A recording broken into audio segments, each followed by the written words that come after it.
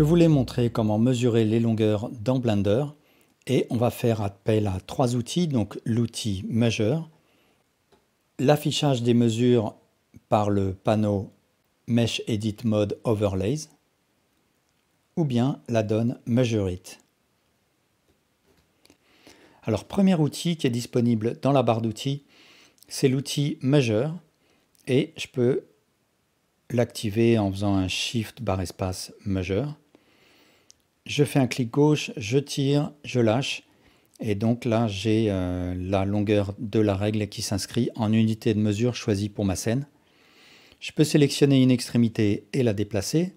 Si je presse CTRL, je vais faire un snap sur un edge, sur la face ou sur un vertex. Si jamais je vois un angle droit, ça veut dire que ma règle est à angle droit par rapport à l'edge en question. Si je vois un triangle, ça veut dire que la règle est en train de snapper sur la moitié de l'edge en question. Donc je peux créer plusieurs règles. Si je tire, que je presse X une fois, eh bien la règle va s'étirer sur l'axe X. Pour supprimer une règle, je sélectionne une extrémité, je presse X.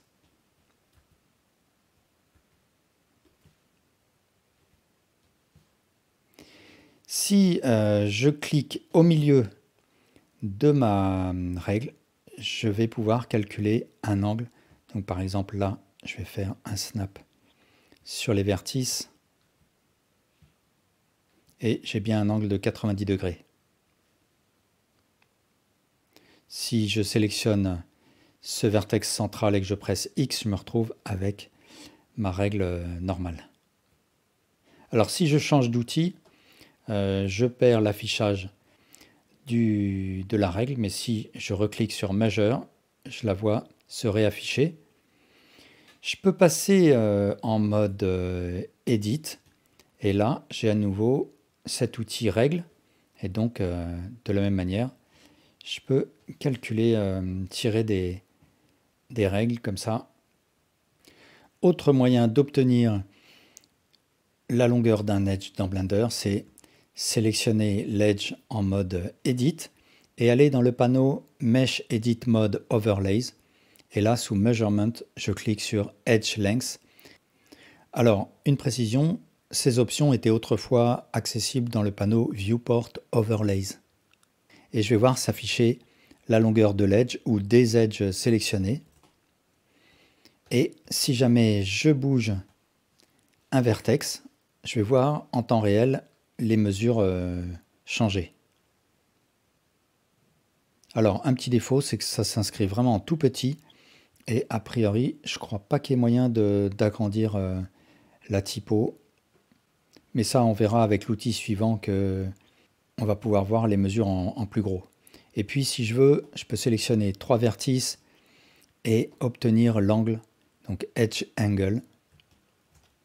Et là, je vais voir l'angle effectué par ma sélection. Et je vais désactiver l'affichage. Donc, autre moyen de calculer la longueur d'un edge, c'est d'utiliser l'add-on qui s'appelle Measure It. Et donc, une fois que je l'ai activé, j'ouvre le panneau N et sous View, j'ai un panneau Measure It Tools. Donc, je vais sélectionner un edge et je vais cliquer sur Show et ensuite Segment. Et là, je vais voir s'afficher la longueur de l'edge sélectionné. Je vais sélectionner un autre edge et là, à nouveau, je clique sur Segment et là, il va m'afficher la longueur du second edge.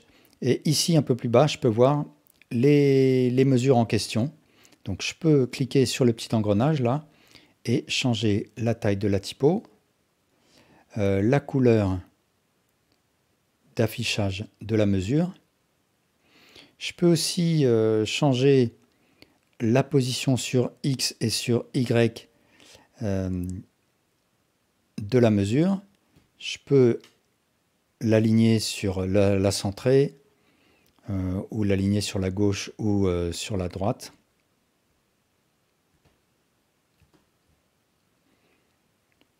je peux aussi changer l'affichage de la règle comme ça. Je vais supprimer cette mesure là en cliquant sur le petit X. Et un peu plus bas, sous configuration, je peux régler les paramètres par défaut de l'affichage. Donc par exemple, je peux mettre 30 pour le texte et une couleur plutôt jaune. Et donc la prochaine mesure que je vais faire, si je sélectionne cet edge, je clique sur Segment, ça va m'afficher la mesure avec les réglages par défaut que j'ai effectués ici sous configuration. Alors je vais supprimer ces deux mesures. Et puis, comment faire pour mesurer la somme de plusieurs edges? Donc je vais sélectionner par exemple ces trois edges. Ici, en face de Sum, je vais choisir par exemple A. Et donc c'est dans le groupe A que je vais faire rentrer la mesure de ces trois edges. Je clique sur Segment et là, je vais avoir la mesure de chaque segment. Et un peu plus bas, sous Total, je vais avoir la mesure totale, la somme des trois segments. Donc 6 mètres. Et là, si je sélectionne un vertex et que je le bouge, je peux voir que ça va faire évoluer la mesure en direct, en temps réel, et la somme également. Après, je peux supprimer ce total. Je clique sur Delete All. Je peux supprimer l'ensemble des trois mesures en cliquant sur Delete All, ou bien chacune des mesures en cliquant sur les petits X ici. Donc voilà, Measure-It est bien plus développé que l'affichage des mesures ici dans le panneau Mesh Edit Mode Overlays.